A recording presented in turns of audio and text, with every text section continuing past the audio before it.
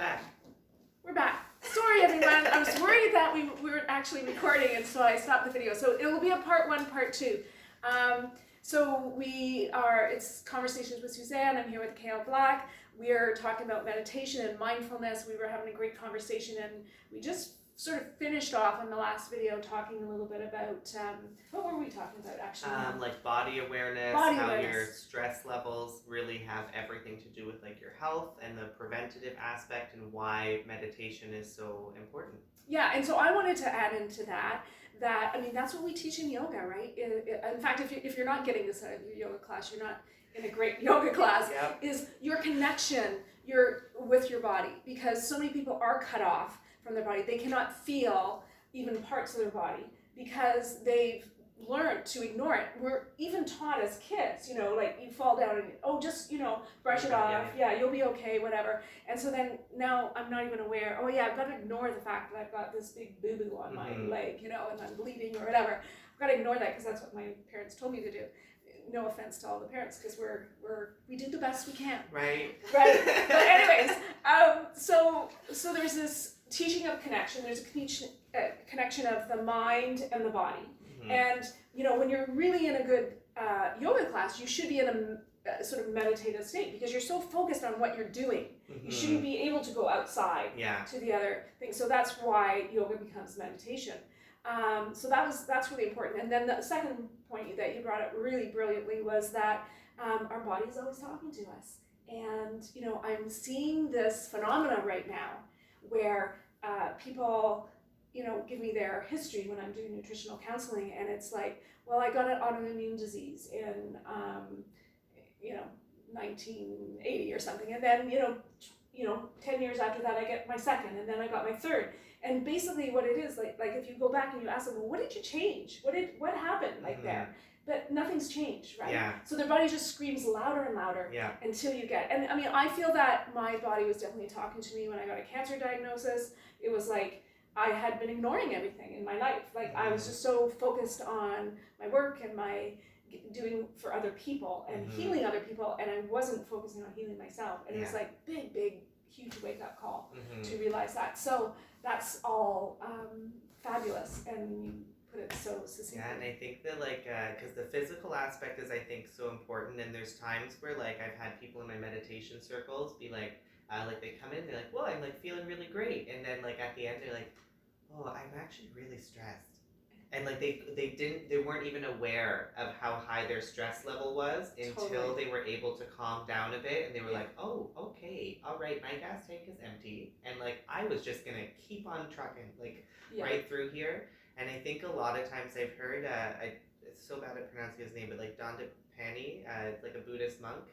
He has all sorts of cool videos online, and he was talking about how meditation is almost like a courageous act, because we're sitting with ourselves in silence, and then who knows what can come to the surface. And generally it's those things that we're constantly pushing to the side that we don't want to deal with, and then it's okay, so how about your marriage? How about your kids who don't like you? How about your body that's fit?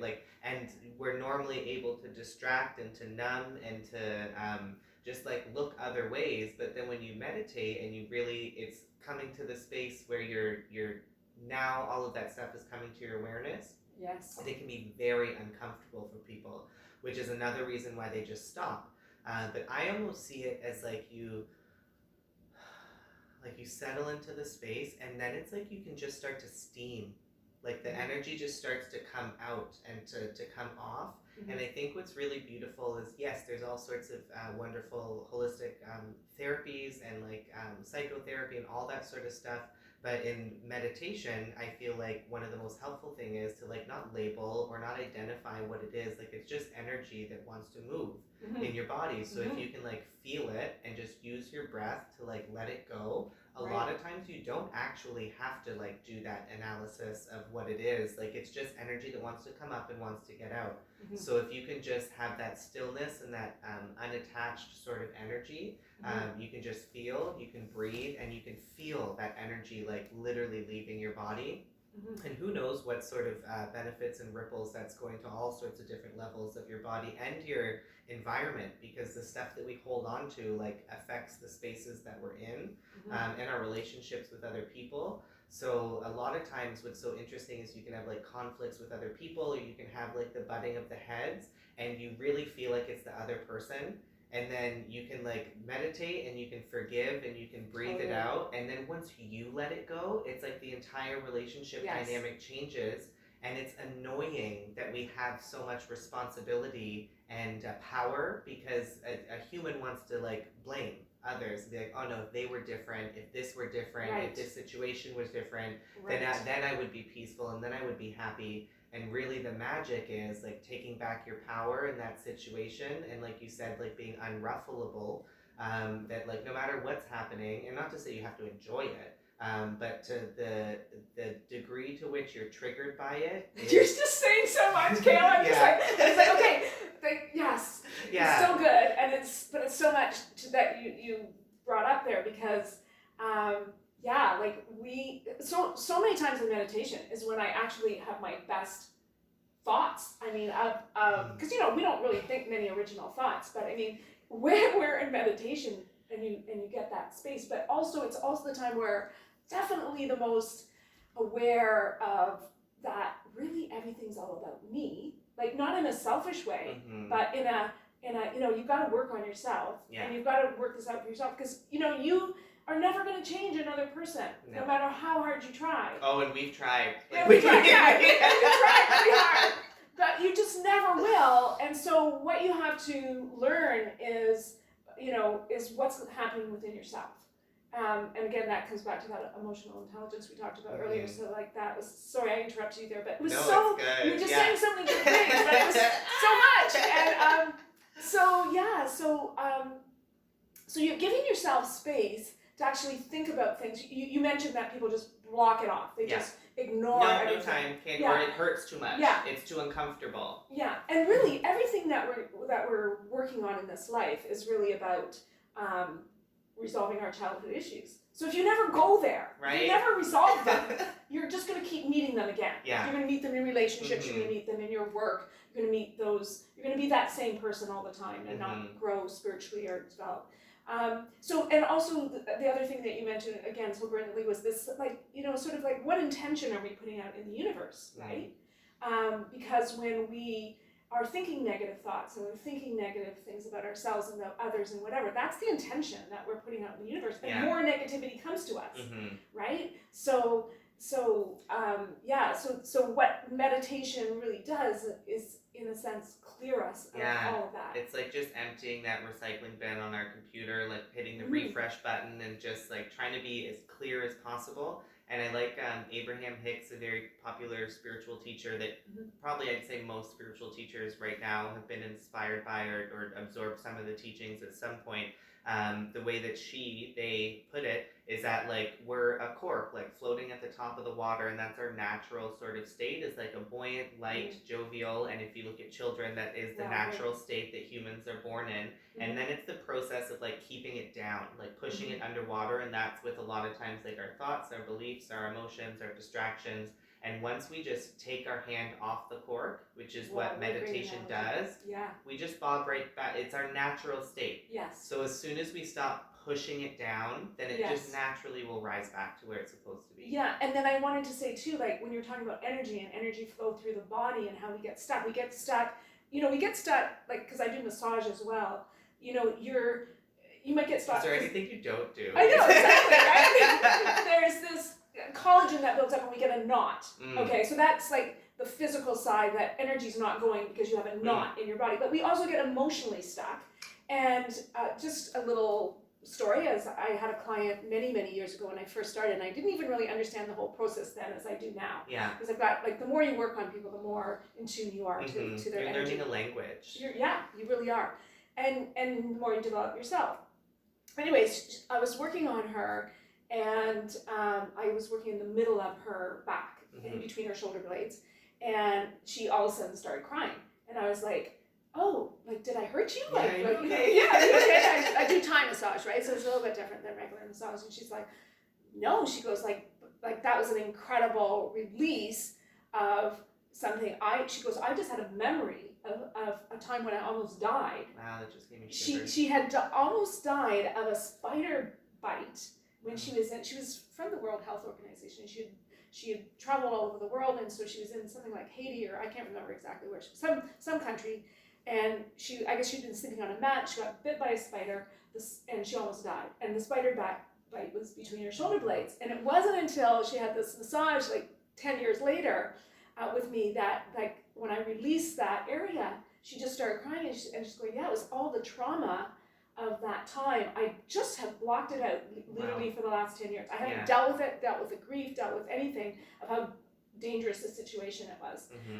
So that emotional blockage just was released for her, and she actually got some other therapy actually after that, because it I think that's an important point too, and something I recognize as like an energy worker and a meditation facilitator is a lot of time, not a lot of times, but decently frequently enough, is I'm not equipped to deal with this. So like I can work with the energy aspect of it. I can like and I'm learning and getting better all the time, but like where it is, like how to feel it, how to move it, how to flush it. But then there are like feelings, experiences that come with the unwinding and release of that energy, that like sometimes you do need like a psychotherapist, you need a psychiatrist, you need a psychologist, or a spiritual advisor, Yeah. or someone. And I feel the same way. Like I feel like now a lot of my nutritional counseling is really psychological, and I feel like I'm referring a lot to other people and saying, you know, you need to go see this person, and let's work on that issue, because you can change your diet all you want, but if you're not, and you know, I think again, if you're not working on yourself, if you're not into self-love, then you know, like I have one client right now again that I would say that, you know, just because the self-love isn't there, there's no desire really to take care of her body. But on the other hand, she is in a crisis. So it's like, okay, I want to eat well, but you have to have to eat well, because your body's a temple. You want to take care of it. You love yourself. You want the best for yourself. And not just if it's crisis mode, you do it until the crisis is averted, and then you go back to your cheeseburgers. So exactly, go back to your old ways. Okay, so where does that take us? I think we covered most of what you said. A lot of it. I think emotions is like just one of the biggest things there, because like emotional awareness, how it sits in your body, where it sits in your body, and how like deeply we can bury it is often so interesting, that when people are in those meditative spaces, when people are getting like the energetic massage or energy work, it can really bring a lot of that stuff to the surface. And it's just so interesting how I've heard someone say like how kind our mind is, because it really compartmentalizes and keeps that trauma away from our conscious space. Right. And you can't be dealing with it 24/7. Oh my goodness, we would all be basket cases. We would all be basket cases. So there's reasons for it, but then lovely that there's so many resources out there right now, and at least where we live, like in Halton, oh my goodness, there's like a healer and practitioner on every corner that you would go to, and just how many resources are available online, how many books, how many TED Talks, how many keynotes and different inspirational people, that there's so much wisdom out there for us to absorb.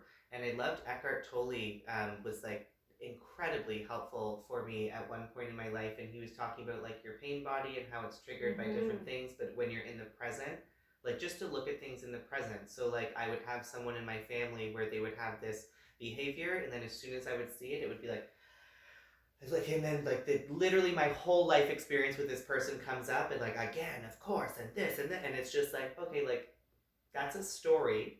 And in the moment, what's happening is there's a very sweet and kind person who's suffering and is like going through some sort of behavior that's not healthy. And if I'm to respond to this in the moment with what it is, then I would be reacting with compassion, with kindness, with love, with gratitude, appreciation, all those sorts of things. But it's once I bring in my whole life story into it, and I'm like, again, like then it's like it's a whole drama. But like, how much of that is happening right now in the moment? Almost none of it. And again, we do this so much with our families. I mean, you know, like look at parents and kid relationships. Sometimes they never progress past that. You know, you were 3 years old, like, you know, you were 3 years old and your mom made you fold your sister's clothes or something like that, and you're still resenting that. it's way back then, and now that's affecting your Mm-hmm. relationship with your sister, Yeah. you know, or your mother. We have a story that we've made up in our mind, and we hold on to it so tight. Yeah, and half the time it's not even reality. And you know, I just finished reading that book, Educated. Do you know that Tara Hanover? I'm sorry if I get that last name wrong. I'm getting a fantastic to read list from Suzanne today. I'm gonna be busy for the next few weeks. But anyways, like, I mean, sure, like, she writes her story of what happened in her life, and it's really quite like distressing, I think.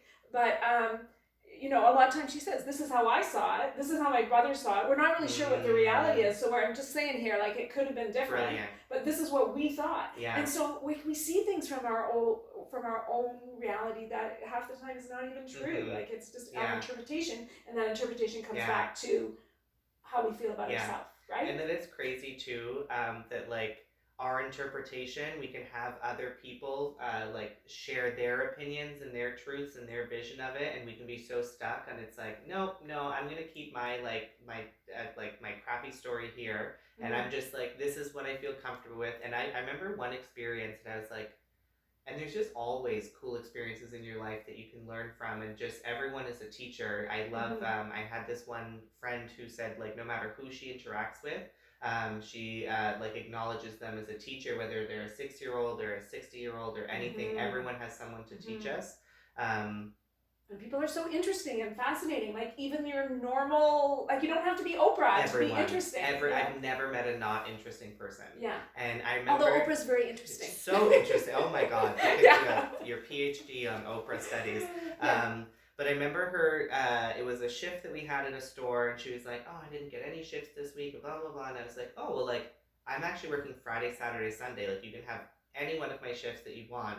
And she was like, and then, like, I remember 5-10 minutes later hearing her do the same complaints to someone else in the store. And I was like, what? But it was that acknowledgement and awareness at the time that I was like, she didn't want a solution. No. She didn't want a solution to her problem. She just wanted to complain about it. So, and for whatever reason, not to make her guilty, like whether it's attention, whether it's sympathy, like anything that she feels like she needs, because there's all sorts of she wanted some kind of acknowledgement. Yeah, and it's like you could give the perfect answer and solution to someone, and that's applicable in so many ways in all of our lives. So many ways. And sometimes people don't want it. They just don't want it. Especially in a work environment, even. But you know, you have that friend who always asking everybody for advice, but takes no one's advice. Yeah, you know, like they go to every little person that they know, and you can hear them talking about it, and you can hear them asking them, and you know, you're until someone tells them to stay with that toxic boyfriend, and then they're like, you know, I think this one's right. I tried 100 different people until I got the answer that I wanted, and now thank you. So just changing the subject a little bit, but also in the thing, how do you think? See, I feel like through this whole COVID thing, people really need all these tools that we are offering: meditation, mindfulness, yoga. You know, it was a great time, like you said, to watch podcasts and.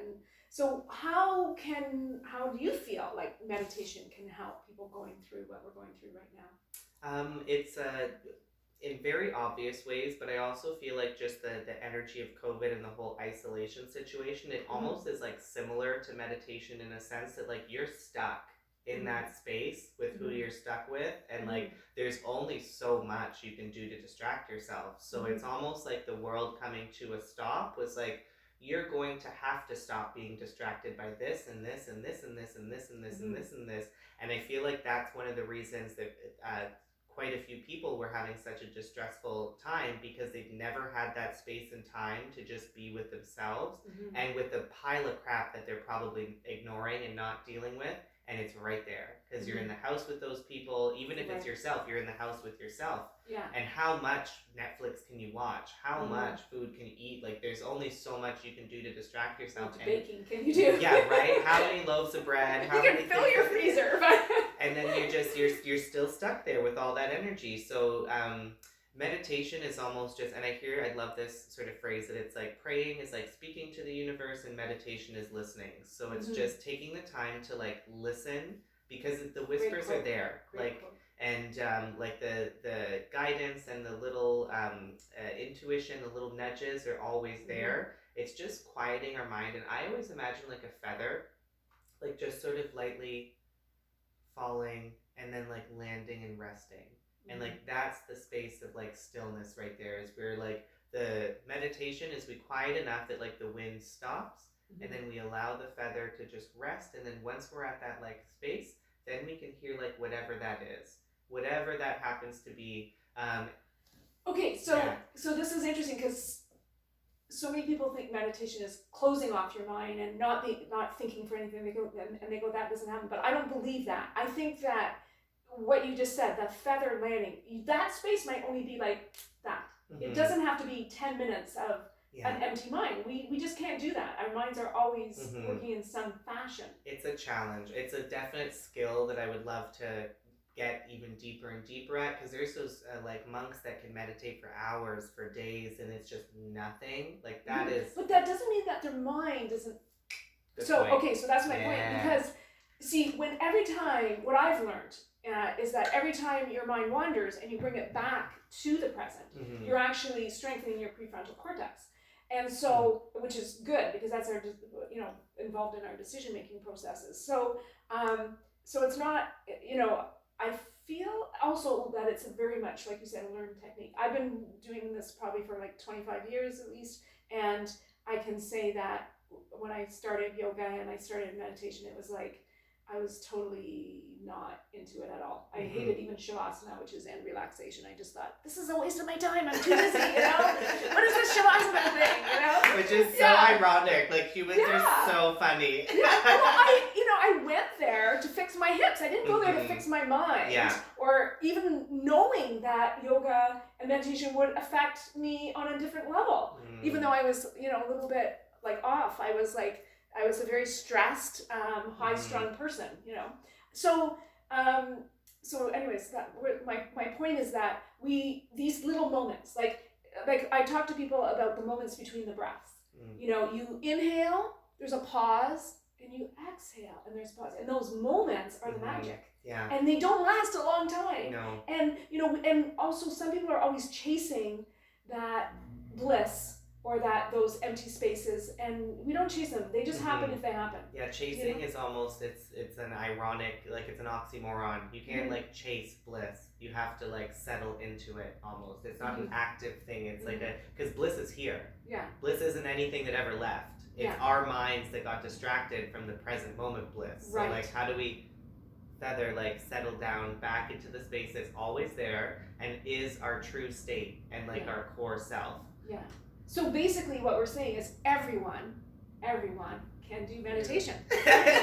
Everyone. And if I can do it with my like insane drugged out monkeys that like are swinging from the rafters inside of my brain, like if anyone talked to me, when I was like 16, 18, 21, my brain is hilariously opposite to meditation. So like if I can settle my brain, I have faith that any human being on this planet can. Yeah, and I feel like growing up, I was constantly challenging myself. So I guess that's something I knew. Like I had a path, and I had to challenge myself. But I was afraid of everything my whole life, And I didn't sleep over at people's homes. I was afraid of everything. And so it wasn't until like I met this type of work that I was like, oh, I don't have to be afraid of anything anymore. It's more confidence and more, in my own. And it almost teaches you to lean into that fear and discomfort. And it's like, it's not anything to be scared of, because almost every rock you look under, there's nothing there when you really look. And if you shine the light on it long enough, and not to say there's not energy that needs to be released and it won't be uncomfortable, but you recognize that like, there's never a bad experience of like lifting and just looking and letting out. It's always helpful for you, and it's always peace on the other end. Yeah, so there is that's available to every one of us. Yeah. And even if you can't do the formal meditation of sitting, you don't have to. You can lie down, you can walk, you can. But it's just taking the time for yourself. Yeah. And again, that's something that most of us don't do, is really take time for yourself. And that's what COVID, going back to that sort of round event, I think what that's done is given people the opportunity to take some time for themselves. Even if they're out riding their bike or out playing with their kids, life changed. Yeah. And so hopefully that will stick. Some of that will stick. I think so. I mean, what a great gift to so many kids to have their dads and their moms around. Amazing. I've been so lucky. I live with my family still. So like we own like a house together, and I have my my two nieces. So I have a 13-year-old niece and like a 1-year-old niece right now, and that's probably been the best blessing of COVID. Is being able to spend so much time with them, like every day pretty much, and like my family. So that's been delightful, and I find that like the online offering, so that's one of the things. So like COVID hit, my main work at the time was like event planning, and obviously we're not hosting like a big spiritual symposium and expo with all of this stuff happening. So that's been moved to March 2021, but that was like my primary work at the time. And then I was also doing the meditation circles and the one-on-ones with people, like the spiritual guidance, energy work, that sort of stuff. And really tuning into like, okay, so this is happening on the planet right now, and I'm feeling like a lot of stress and anxiety from different people that I'm talking to. Like, I would love to just offer these online meditation circles as a way to help people like just settle in from these spaces, and to see over and over again how helpful it's been to different people is a blessing. And I find that those like periods of high stress can be a blessing, because it's almost that like some people would never look at meditation or these alternative practices unless it was at that peak level, like your yoga and like looking to work on your hips is like that part. You're like, you would have been too busy otherwise, until like that period of like intense need arose, and then it's almost like a desperation, and that doesn't sound like a good word, but it's like, I'll do anything. What do I need to do? What do I need to eat? What do I need to not eat? What do I, just tell me what to do and I'll do it so I can feel better. So much that you say is also true. I'm thinking that why don't we end this conversation today, because that was a really great way to end it, and we'll make this our part 2, and then I think we need to talk more. So because we have other issues we want to talk about too, but I think we covered a lot today, and so you can check me out at my website, SuzanneJ.com. You can subscribe to me on YouTube, Suzanne Jakubowski, and you can Facebook and Instagram is the easiest way right now, and you can also email me. It's just info@kaleblack.com. And right now, starting next week again, I'm doing online classes Mondays and Thursdays. So Mondays at 8 o'clock, I'm doing online meditations, and it's just by donation right now. And then Thursdays, I'm doing online like group readings, group spiritual guidance for people. So anyone who signs up to join will get a personal one-on-one reading online. And it's like a quite intimate small group online, but it's also really beautiful, even though it can seem a little bit sensitive to some people to have the reading done in a group setting where everyone can hear it. But I'm very sensitive to things, and if it's sensitive, I'm not going to like poke at it in public, but also just to be able to hear the guidance for every other person. Generally, I believe through like the law of attraction, like it's a very beautiful group that shows up together. Group ones in there. It's like everything builds on each other. It's so I mean, your reading is interesting, but everybody else's reading is like you said, a learning experience. And I'm sure people can do a private reading with you. Yes, they can also do that as well. And because of COVID, how I'm set up right now, at least it's July right now, for the rest of the summer, I'm going to be doing my online services by donation. And that's also a call for service, and probably a little teaser for a future conversation, because with all the Black Lives Matter stuff and just the conversations about racism on our planet and injustices, I again tuned in to sort of feel what I felt like my calling and my service would be. So I found a really great organization in Toronto called Black Women in Motion. And it hits a bunch of different things. One of them is with Black Lives Matter, I wanted to give to a specific Black focused group. And also I believe, just a belief I hold with obvious reasons for it, I feel like with the planet, one of the best things we can do to help the planet is to help women, and that just gave me shivers again. I just feel like it's very obvious, and I hardly need to explain it. Like, if you help women, you help the entire planet.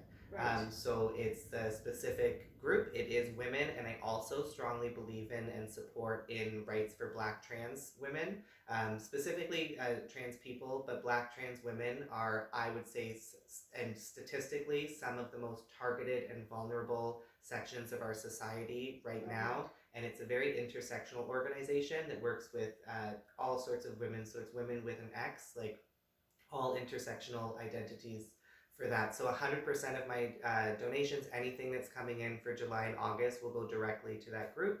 And yeah, so it's a great way to support a great organization, and then you get like cool activities and experiences through it as well. Good for you. Good for you. Oh, namaste. Love that. Love that. Okay, have a great day, everyone. Thank you for tuning in.